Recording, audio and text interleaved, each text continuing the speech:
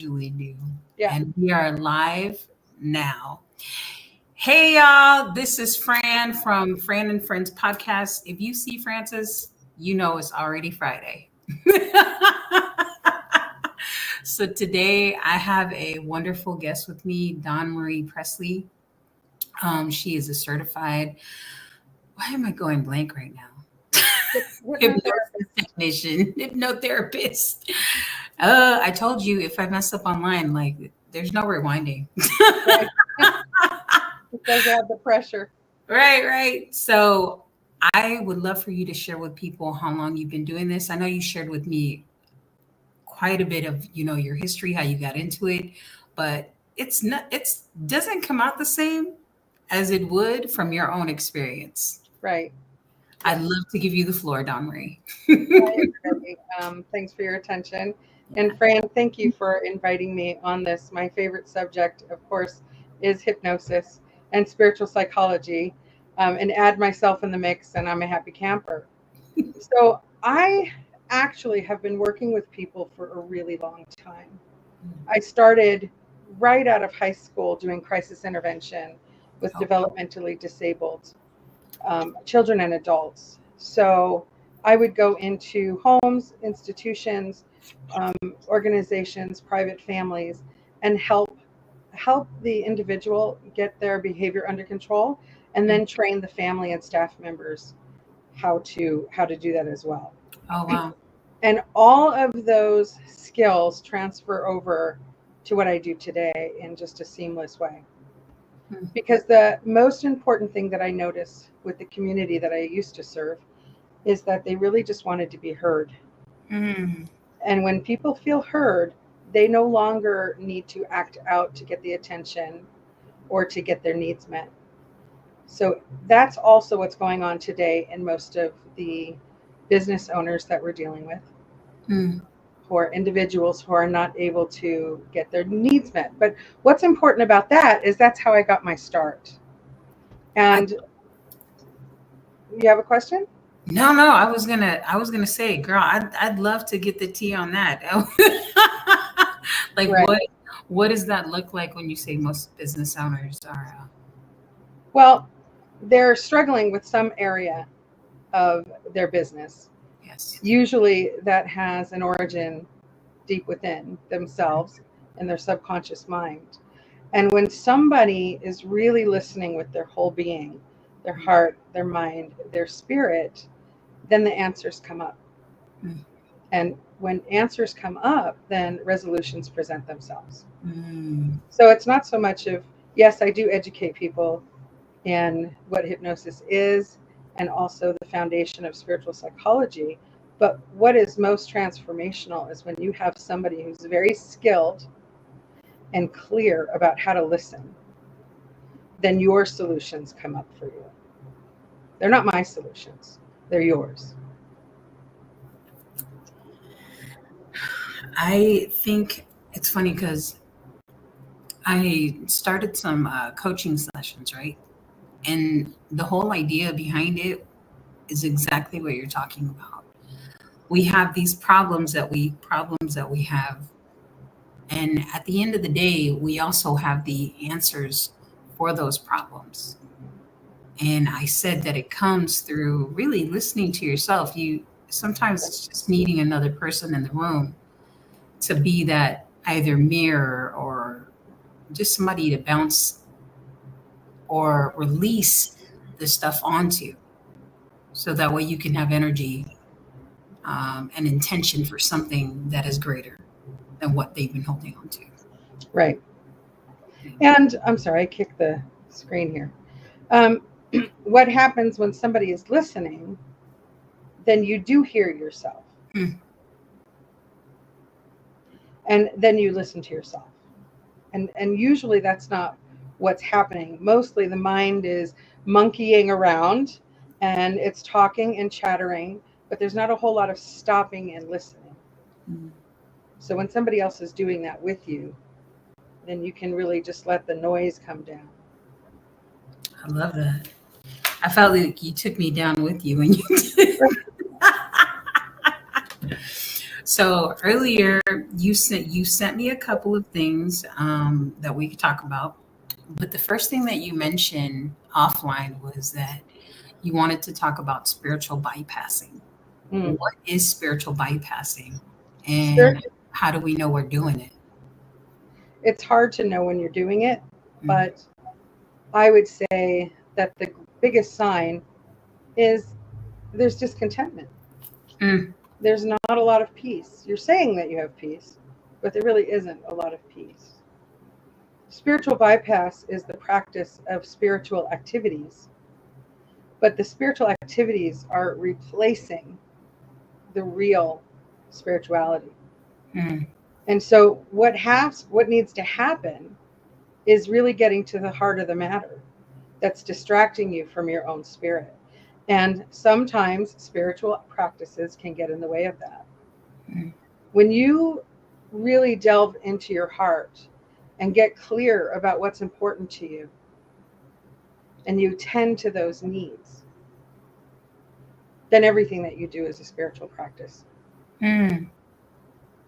So we now envelop this lifestyle versus saying, "Oh, girl, I meditated for 15 minutes today." Bingo. Yes. So you know, all of these practices, whatever they are, um, reading the Bible, going to church, doing yoga, meditation, all of these things are wonderful and can enrich your spiritual life. Mm. But oftentimes they take away from your spiritual life because you're kind of bypassing, you're just going around the real issue. That maybe you hate yourself and you can't admit that, or you're enraged all the time. So, is it fair to say that our spiritual bypassing, our spirituality has to include us being mentally present?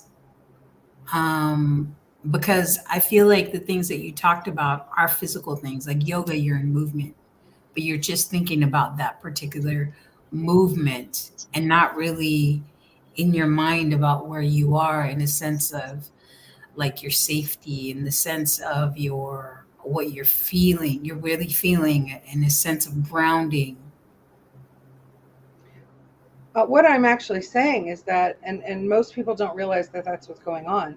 They're bypassing the emotional issues, the mental issues, by engaging in spiritual practices. But those practices are designed to enrich your spiritual life. Hmm. And they can't do that if they are replacing your spiritual life. Okay. I did a video on it and I talked about my mother, Hmm. who's from the Bronx. So she, you know, she just says whatever she needs to say. Quite quite shocking to people around. And I was raised Catholic. Hmm. And my mother raised us Catholic because she wanted us to, making us go to church. She really believed in teaching us to be honest, not stealing, treating people with kindness and love. So when I was in CCD class, which are classes, religious classes, the teacher said, "Who goes to church on Sunday?" And I raised my hand and said I didn't go. My mother didn't make us go. The Monsignor and the religious teacher called us in to speak to the Monsignor of the church. And he told my mother she was an unfit mother because she didn't make us go to church. And my mother said, "Wait a minute, you mean to tell me that if I lie, cheat, and steal all through the week, but I'm in church on Sunday, that somehow makes me a better Catholic or a better mother?" And he said, "Yes." Wow. So I won't explain what happened after that. That's where the Bronx came out, right? Um, but she knew, without knowing, my mother understood that going to church wasn't the important thing. Yeah. That was supposed to enrich my religious life or my spiritual life, and not necessarily be the thing that created it. Hmm. So you mentioned earlier that you first got into this helping profession through teaching other people how to identify suicide prevention, correct? Or how to be helpers for suicide prevention. Well, that requires being a therapist with a therapy license. Mm. But for whatever reason, suicidal people flock to me, and of Mm. course, I have to help them along to an actual therapist, and then hypnotherapy with that referral from a licensed therapist can help greatly, and also understanding spiritual psychology and our own spirituality under the umbrella of a licensed therapist can greatly increase the um, the success rate of someone who suffers with those issues becoming, removing themselves from that, not experiencing that. But that does have to be under the umbrella of a licensed therapist. Mm. So what's one of your like pivotal moments where you came into like hypnotherapy? How did you get from suicide prevention to hypnotherapy, and like whatever one of your favorite stories that you'd like to share about that experience? Oh, okay. So how I went from crisis intervention or addictions, I have a high success rate with people who are suffering from addiction. Mm. How I went from doing that to having my own practice in hypnotherapy, I was really looking for a career change because the work that I did was the behavioral crisis was very dangerous and very physical. And I was just getting a little bit too old and slow for that. Mm. So I was taking a class at a community college, and a young woman who was schizophrenic but extremely intuitive befriended me. And I really thought that she was wonderful too. Very interesting woman, a lot of fun. So one day at school, after I was like really searching my heart, what am I going to do? What am I going to do about what's my next career going to look like? She walked up to me with a magazine called Whole Life Times from the San Fernando Valley. And she just said, I think you need to read this. And she handed it to me and walked away. And I came home and I threw it on the coffee table, and it sat there for, I don't know, 2 or 3, 4 months maybe. One day I picked it up and I flipped through it and I said, there's nothing in here but a bunch of advertisements, and then threw it down with the back cover facing up. And right there, a full page ad, learn hypnotherapy. Mm. So I called the number and I hit the ground running. And I got the award for outstanding achievement during my residency because I just wouldn't say no. I mean, I wouldn't accept no. I dragged everybody into that office that I could for my residency and just knew that I had found my calling. Wow. Wow. What did they, I mean, when you said that they said no, what do you mean by that? What was the process there? What happened? Inviting people to come in for sessions, Mm-hmm. either paid or for free because I was practicing, I was in my residency. I wouldn't say no. I just had a way to persuade people to get them to come in and see me. Mm. What was one of your, I guess, when you first start practicing, I'm going to say that maybe we are just trying to get our feet wet, and then versus where you are in the middle, and then now you are seasoned. Can you share with us a little bit of what those stories look like? If I'm understanding your correction, if I'm understanding your question correctly, you're asking me what it was like to transition from school to having my own practice. Yes, but also too, like when we're in the beginning of our practice, even though we are in school practicing, Yes. you have now you're beginning your practice, and you're just now getting your feet wet in the processes of your hypnotherapy, and then you have the season where you're, oh, okay, yeah, now I have all this experience under my belt. This is what this looks like now. Well, I need to stop moving my feet. Um,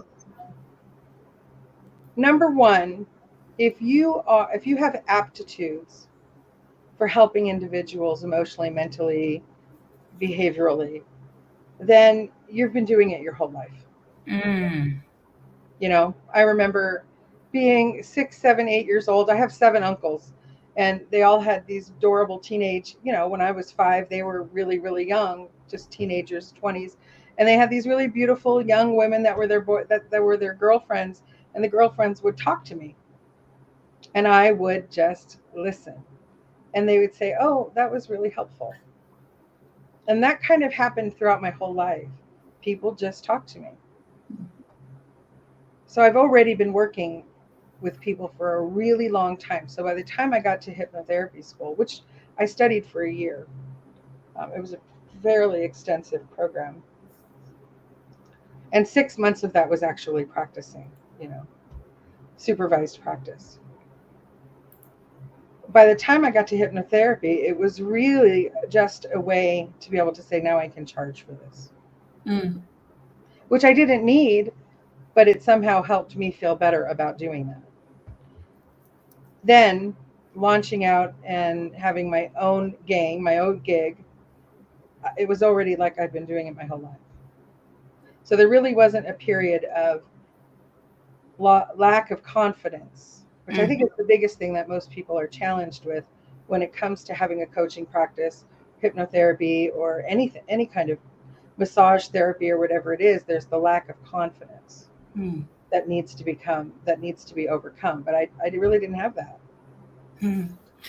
So that's too funny. I mean, I think about the things that I went through, and it's like, yeah, all the things that have led me up to where I am today, it is because of the situations that I've been in. And you're right. It's like I've been doing therapy sessions for free.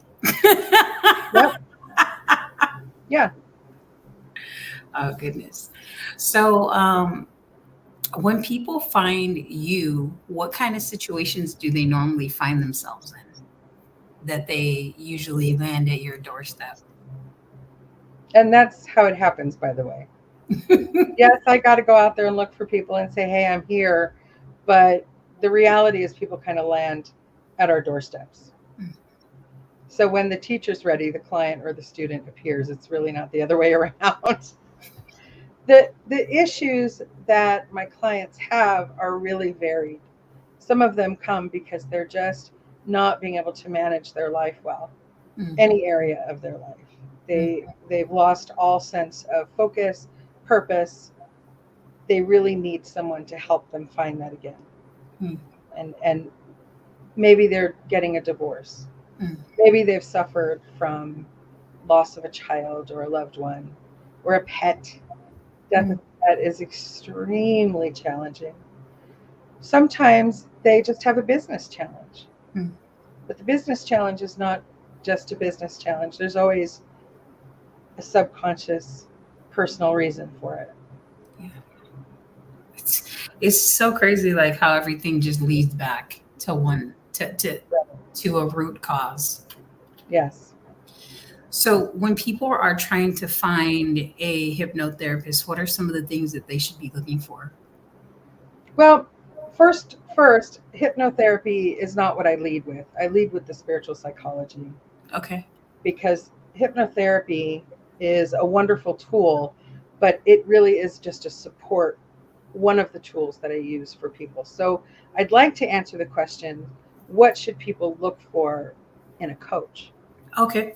If that's okay. Sure. And that also includes a hypnotherapist. One, they need to have done their own work. They need to understand the practical application of what they're trying to support you through. And oftentimes that's not the case. Especially with there's been an explosion of coaching. People just say, hey, I'd like to be a coach, and they launch out there. There is damage that can be done to the people around you. So they need to have some form of education. Have you had that where you had a client that ended up with you who was damaged by another coach? All the time, either financially or they didn't get the results, so now they're further down the hole because the person really wasn't qualified or prepared to support that person through what they said they were going to do. So that's number one. Make sure, one, that person has done their own inner work. And two, they have the education. Certification doesn't really mean much. Mm. Right now, you, Francis, can go buy certification for 30, $50 without having any education. You can just go buy it online. Mm-hmm. So it really doesn't mean much. Make sure that that person understands what they're doing and how they can support you and take you through. Okay. Make sure that they are using the tools themselves. How would you ask that to them? Say, oh, do you? Go ahead. No. How would you ask them? Are you using this yourself? Just plainly ask them. Have you done your work? What spiritual work have you done? Mm. If it's a business coach, how successful is your business? Mm. How many people have you supported? Do you have resources? Can you give me a number for a referral so I could speak to somebody and hear what results you've gotten for them? Okay. I'm just an advocate to make sure that people are not losing their money. Yeah. The many coaching services out there. No, totally. I'm glad you bring that up because, I mean, I've taken some coaching classes and I definitely did not like the results of it. I think half of it, maybe because I may not have been ready for the coach that I got, and I thought I was. So. And that's a very relevant point. Anybody who you want to hire, anybody worthy of being hired, will spend a little bit of time with you, will be available to answer some questions pre-hire and to find out if this is an appropriate match. Mm. Mm. Wow. And there have been many clients that I've said, here, this is a more appropriate match for you. Call this. Yeah. So that would save both parties time. Yes. Yeah. And that makes space for new people, right? Mm-hmm. Or not new people, for the right connection. Yes. Yeah. So I'm opening up my thing here. So you mentioned something about successfully failing. Yes. Could you talk about that? Yes. One moment. I'm going to take a sip of water. Oh, sure. Me too. I have this chlorophyll. Chlorine. Don't drink chlorine. No, don't. Well, I'm not going to make that joke. I'm just not going to make that joke. Okay. I'm successfully failing. So we can't really fail for the subconscious mind. Whatever the subconscious mind thinks is successful, that's what's happening. And I have a story. Can I tell my story? Oh, of course. In sixth grade, so I was the kid that, I was in the remedial reading. In third grade, the spelling bee would look like spell special, spell education. And then she'd come to me and it'd be like, spell cat. And K or whatever, I'd get it wrong. So school was not my thing, right? I didn't get that was not my special intellect. And so my self-esteem wasn't that great either, but I was an artist at heart at 10, 11 years old. Give me an art project and I'm going to ace that. I'm going to come back and blow your mind with it, right? So we were studying the solar system for about 2 weeks. Maybe it was a week, I don't know, but it felt like 2 weeks.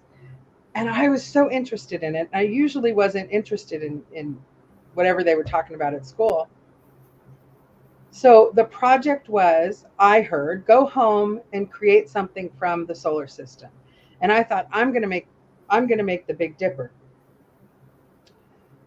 So I went home and, Mom, I need paint, I need stars, tinfoil, I need strings, styrofoam balls, blah, blah, blah, blah, blah. And my mom went and we got this giant box. It was like 3 feet by 2 feet.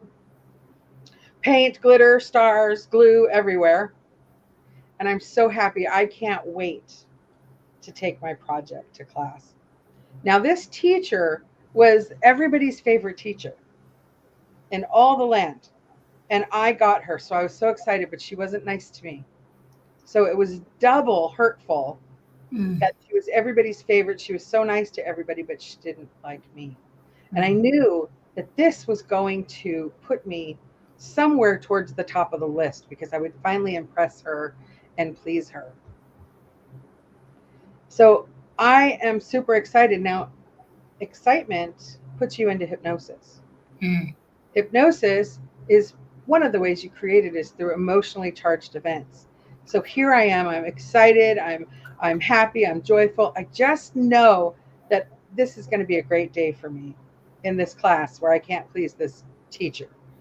So I'm walking to school and I start hearing the kids, Dawnmarie, what's that? You know, what did you make? Because they're carrying little shoe boxes.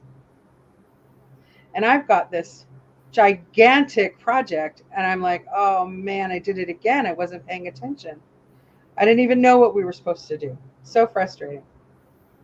And then they're getting closer and they're seeing my thing and they're laughing and I see their little Play-Doh solar system perfectly in the shoebox. And I'm mortified already.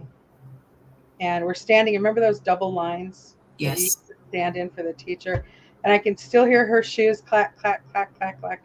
And she looks at me and she says, what's that? Oh. That's trash. Go throw it away. To my best work. Self-esteem crushed. Mm. And so there I am. I can hear the kids laughing today. I can still hear the styrofoam painted balls banging up against the box as I walk way over there to the dumpster and lift it up over my head and throw my best work into the dumpster as I hear it crash to the bottom with my self-esteem. And I said to myself, nobody will ever see your best work again. Mm. So what kind of results do you think I got? What impact do you think that had? And what behavior do you think came up from that? Crushing. Um, Yes. I would think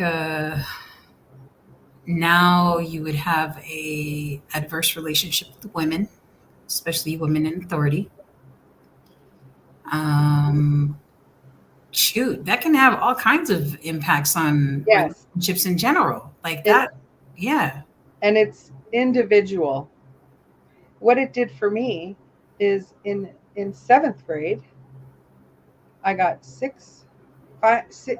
five fails and one D Mm. and 12 U's. U's, for anybody who doesn't know, in California, U is unsatisfactory. So that was success to me. That was success to the new plan, which is you're not even going to put it. You're not going to try. What you're doing now is failure. Failure is success. Mm. And that really took a hold of me for about 15 years until I saw it one day and said, oh, well, we have to heal this. We How do can't you see keep it? struggling like this. We can't keep starting to be successful and then intentionally, subconsciously slide back down to zero. Mm. It's ready to be seen. It's ready for your best work to be witnessed. What brought that up for you to identify that pattern? I was in school taking spiritual psychology and I was doing what's called a self-counseling activity. Oh, what does Asking, that look like? oh, it's a wonderful. It sounds like being your own coach. It sounds like being your own therapist and learning how to respond to the information just having a dialogue with yourself like you are the therapist and you are the counseled person, you're the client. Mm. And so that came up because I was questioning why I was always finding myself pulling back right before it looked like I was going to be successful at something. So you're self-sabotaging. Totally, because I was successfully failing. That was the plan. Wow.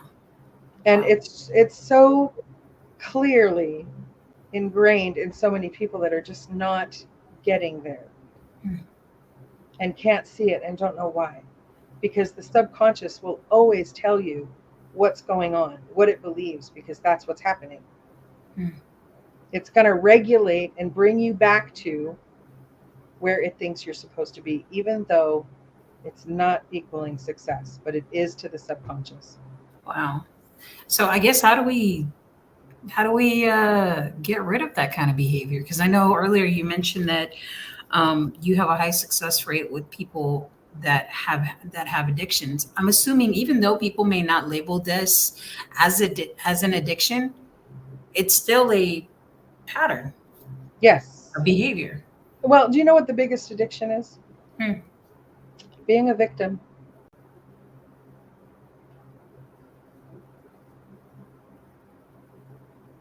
Wow. And everything that it allows us to feel and think.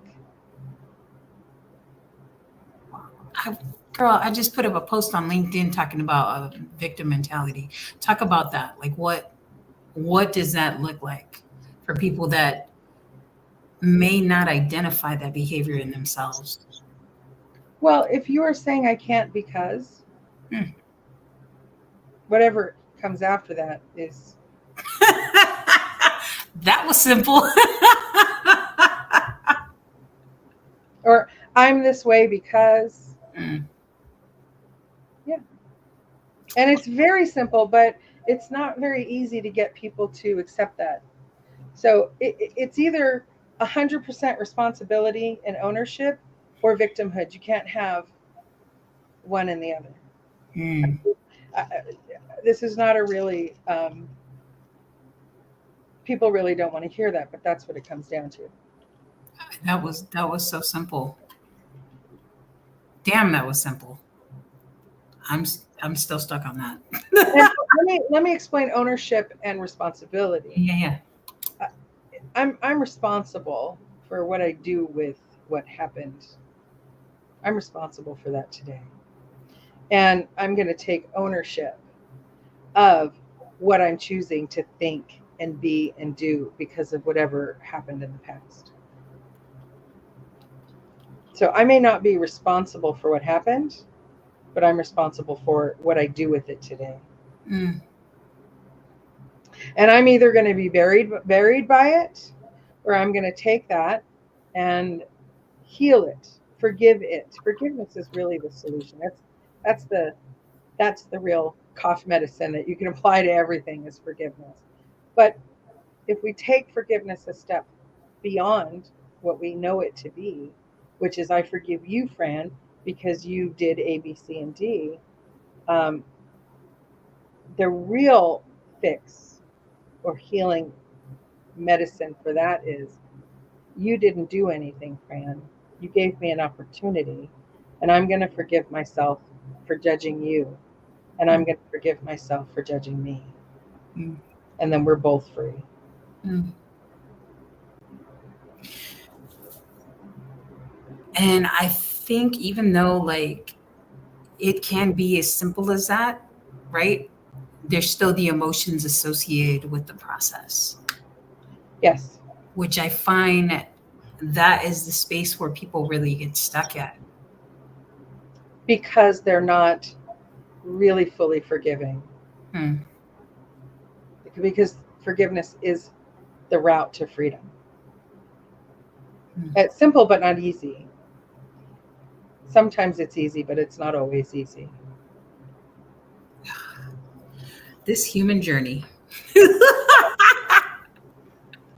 It's a lot of fun when you see it that way. I could still be a victim of that teacher, and so many more painful experiences that I had. But the reality is, I got a great story that heals a lot of people because of her. I ain't mad at her.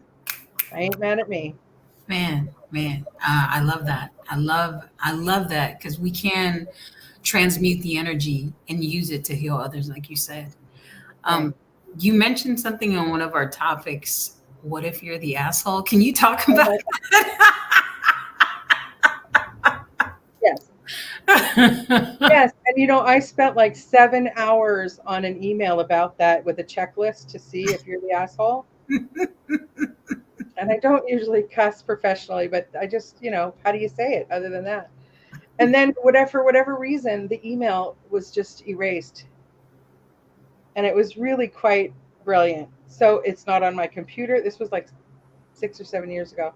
It's not on my computer. I couldn't find it on MailChimp, the platform, nothing. It was nowhere. So I figured, well, that's not supposed to go live.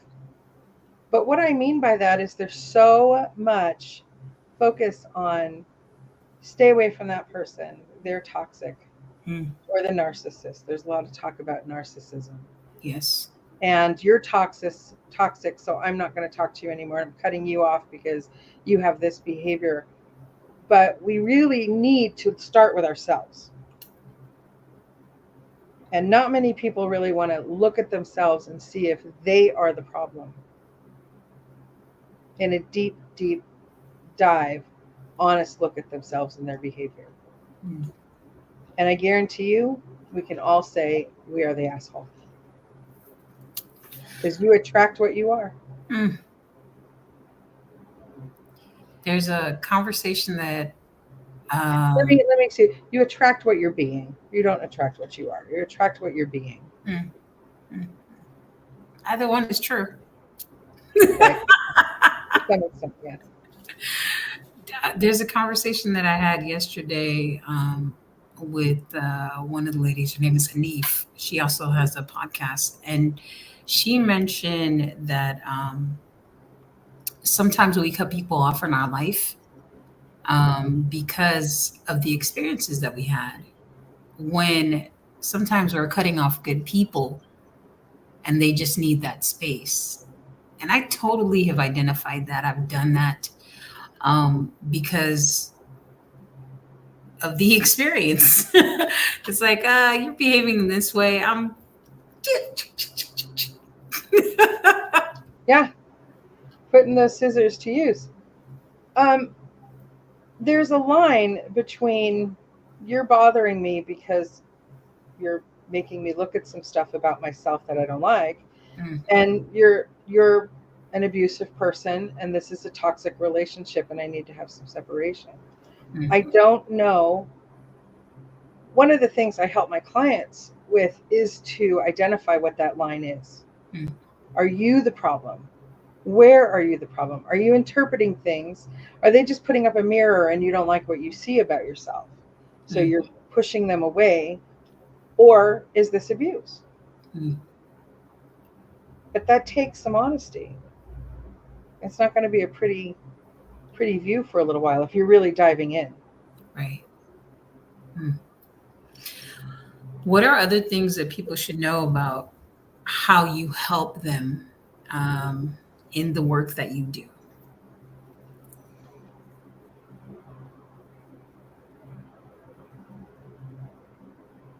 I'm going to introduce you to your heart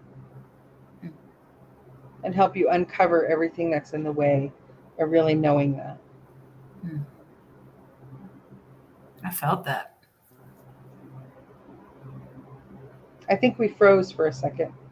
Oh, did you? Yeah. Oh, I said I felt that. I really felt that. I was like, hello, heart. Yeah. And so that's kind of where it can tie back into that spiritual bypass, because most people don't want to think that they don't know themselves. And we're always going to be learning a new level of ourselves. You know, I've always got some coach that I'm working with, and sometimes we work with each other, because the minute I start to think that I know everything that I need to know, I'm in some really big trouble. So I've got to be open to the idea that there's still a tremendous amount of stuff that I don't know about myself. So many levels to dig into. Yes. Yeah. Like, when am I going to ever land on that line that says I'm healed? I've done it all. I hope I never do.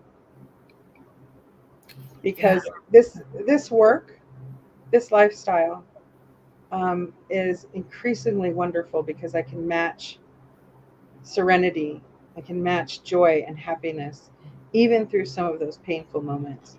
I no longer have to say this is bad. because it hurts. I can say, oh, this is good. This feels okay. I'm joyful, even though I'm uncovering that my teacher was an absolute mean person and reinforce some negative ideas that I have about myself. So it's a process that I hope to be doing for the rest of my life and enjoying for the rest of my life. Wow. Well, you obviously, I esteem you highly because of the work that you do, because people like you are needed. They're needed for people like myself and others that find themselves in a space where they do need like a little push. And if people need to find you, or where should they be looking? I'm kind of all over the place. So I'm on Facebook. I do not do a whole lot of social media because, well, I have reasons. What's that? I said, you're busy working. I'm busy working and I have some ideas about that. But I'm not all over the place in terms of social media, but I'm very easy to find. DawnmariePresley.com. My phone number is all over the place. Just Google my name, you'll find me. Okay, cool. Well, I did mention that the last part of our session, I ask you three personal questions to get so that people can get to know you a little bit more better. Mm-hmm. So, you ready for the round robin? Yes. All right. So, your first question is number 11. What's your biggest pet peeve? Oh, let's see. I have two big ones. Okay. Being late without telling me you're going to be late. Ah,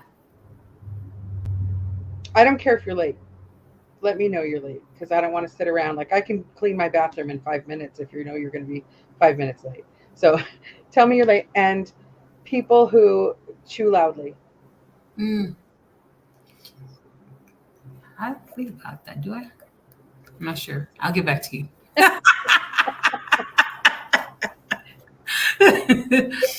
Number 25. What were you like as a child? Oh, good Lord. My mother, God bless her soul and her patience, and a very stubborn child, creative child, funny. I'd like to think funny. The most important thing in a friendship is laughter to me. As long as we're respectful to one another and not being toxic, laughter is so important. Uh, um, but I really wasn't going to be pushed to do something I didn't want to. My mother could also, the cattle prod, but oh no, you're not going to push me to do something. Like I would ragdoll. I remember. Do you know what ragdoll is? It's to Well, me, Raggedy Ann was a rag doll. Is that what yes. you So said? if my mother wanted me to do something and I didn't want to, I would just be, Raggedy Ann. Okay. Yeah. I like And I it. was actually very connected to the earth. In what sense? And I could just lay in the grass and for hours and watch an ant or a line of ants scale, Wow.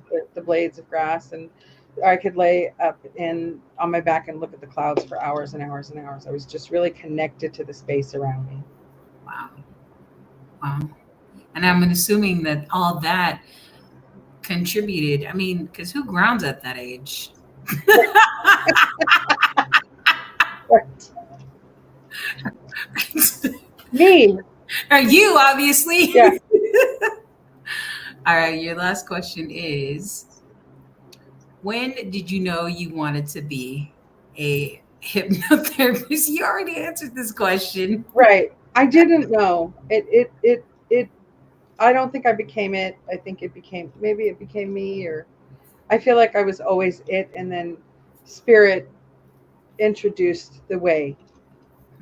So it kind of evolved over time. Okay. Well, Dawnmarie, is there anything that you would like to leave the audience with? Any words of wisdom? Wisdom? I don't know. Do the work. Throw yourself in. Make sure that you're healing your heart, you're attending to your heart and willing to see the truth, to dissolve the illusion of the life that we think is real around us, because it's not. And I'd like to say thank you for this opportunity. You're welcome. And you're fabulous. I've always thought that you were fabulous. Thank you, darling. You know, you just dropped like a cliffhanger on the folks, right? How? Which? With the wisdom nugget. Oh, well, yeah. Well, you guys, if you want The cliff is never a cliff. It's a curve. I promise. So, all for the purpose of you finding her. So if you want the answer to her proverb, she's at DawnmariePresley.com. yes. Yeah. All right, darling. Well, thank you so much for being on the show. If you can hold on for a few moments while I end the live. Sure. I appreciate your time, and thank you again for being here. Thank you. Okay. All right, everybody. Have a good Friday.